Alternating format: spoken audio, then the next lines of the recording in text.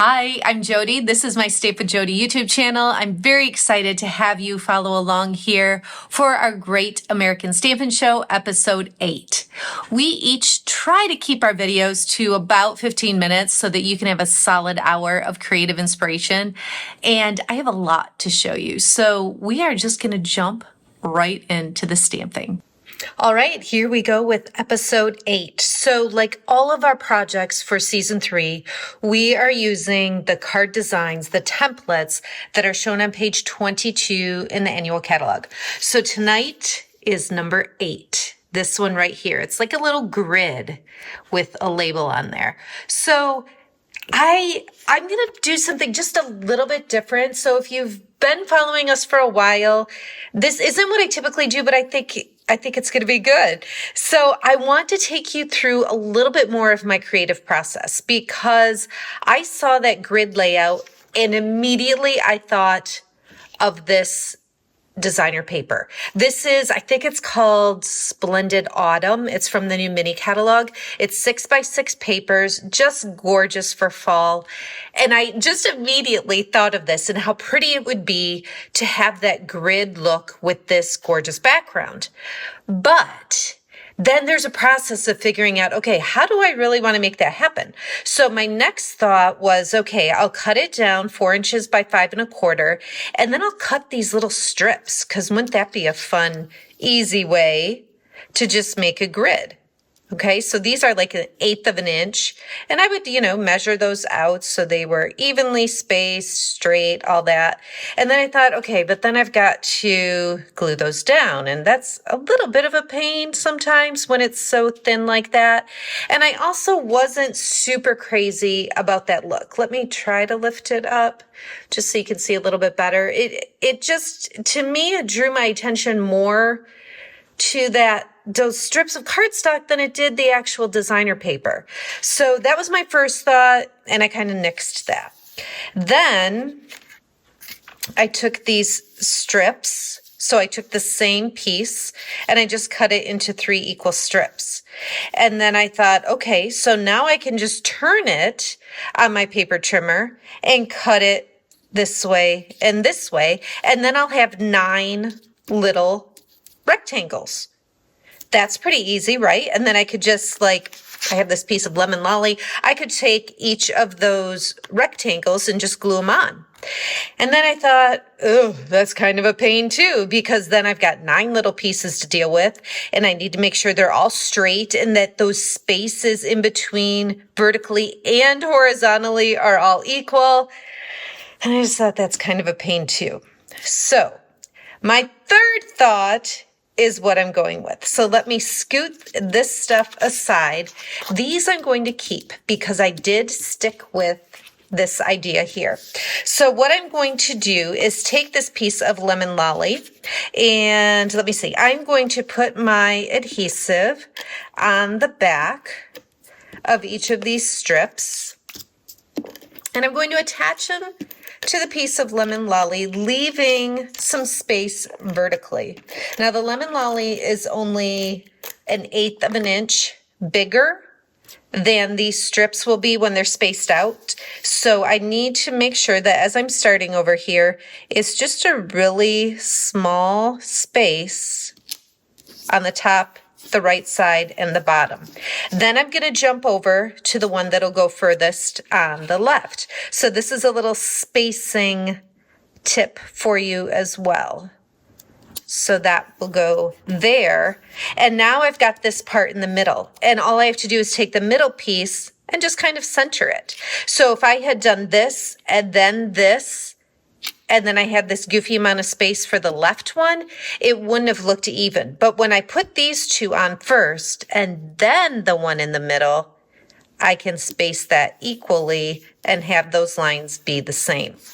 Okay, so this is where I'm starting. But if you remember, it was a grid. It was 9 little rectangles. So what I decided to do, because I didn't want to cut them apart and have to glue down 9 different ones, and I didn't like the look with these little strips that drew your eye more to the strips than the actual gorgeous designer paper, what I did to get those horizontal lines in the grid is I took, this is Oh, Baker's Twine, 3-color pack. Not a super creative name.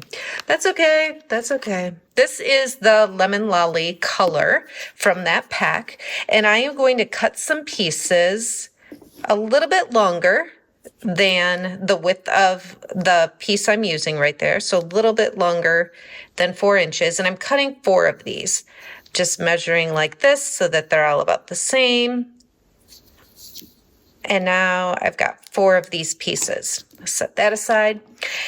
And what I want to do, and I could, let me scoot this over.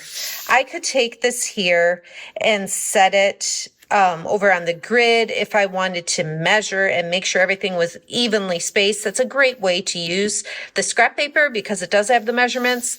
I'm just going to eyeball it because it's fine. All right. So if I lay these 2 pieces here, are you starting to see it?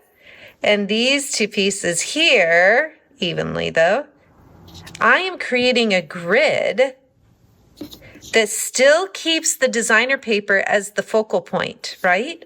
So you've got the 9 pieces of the grid like the template showed, but it's super easy to just attach those 3 long strips and then add the baker's twine to give you those horizontal lines. What do you think? I love this little idea. But I thought it would be fun to just take you through that creative process to show you how I got to this point, because there's definitely a variety of ways that you could do the grid. And I'm sure that my competitors will show you a variety of things too. It'd be super crazy if somebody else came up with this idea as well. We never share ideas or what we're doing in advance, so it's always a surprise for each of us.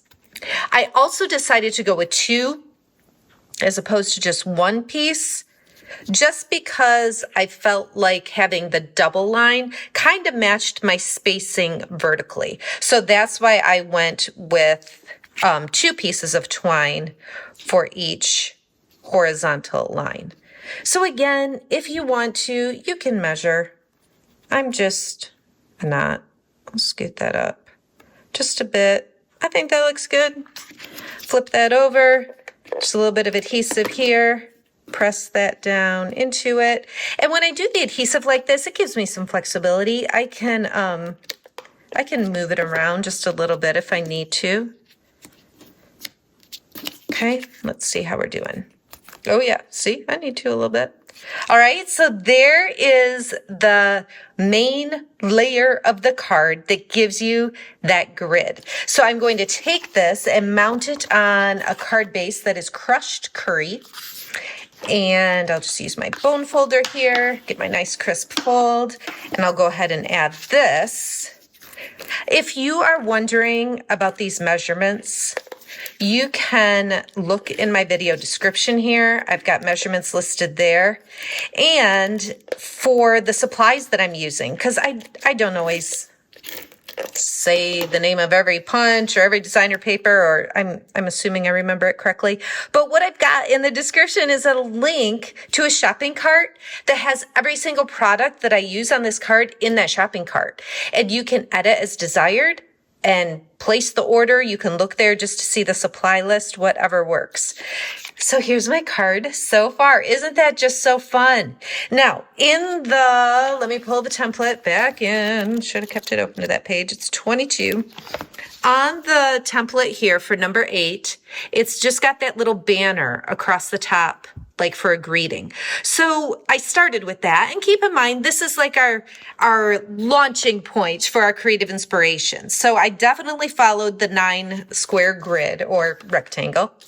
But now for the greeting, I switched it just a little bit.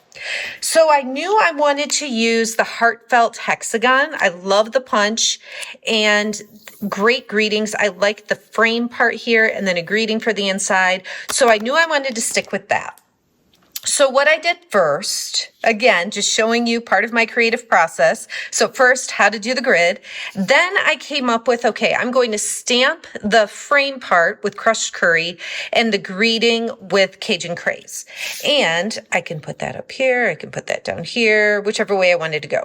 So I set that on there and I was like, It's just not it. I didn't love it. And so I wanted to see what else I could come up with. So this was the first step in the creative process. And then my next thought was to take crushed curry cardstock and my crushed curry ink with the label again. And this time I'm just going to stamp that label onto the crushed curry cardstock.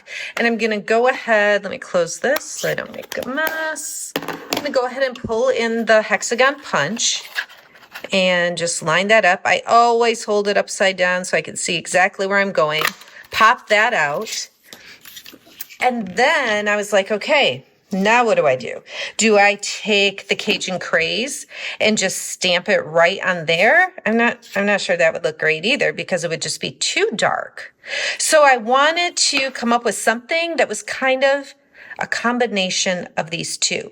So where I landed was to take this little piece of Very Vanilla and my Cajun Craze ink and ink up with Sincere Sympathy and just stamp right on there, and then add that piece to the hexagon.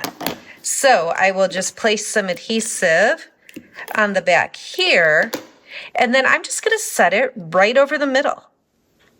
So I'll kind of get it centered so there's even space on top and bottom. Just press that down. You can turn it over if you wanted to be a little more aggressive with the way you're attaching those.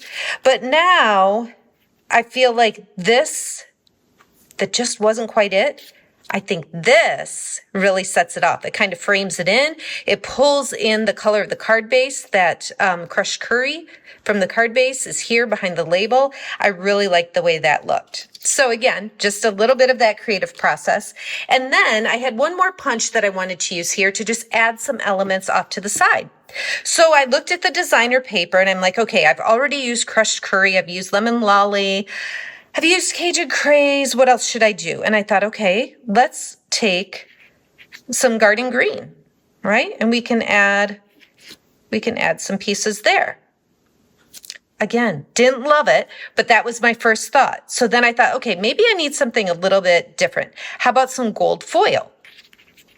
So I punched one of those and I liked it better, but I still didn't feel like it was quite it. I felt like that gold just blended in a little too much with the yellows on the card. So where I landed was it's like copper oxidized something. I don't remember exactly what it's called, but I punched that and that I really like. So I'm going to punch a couple more out of this specialty paper. And then we'll go ahead and add those to the card.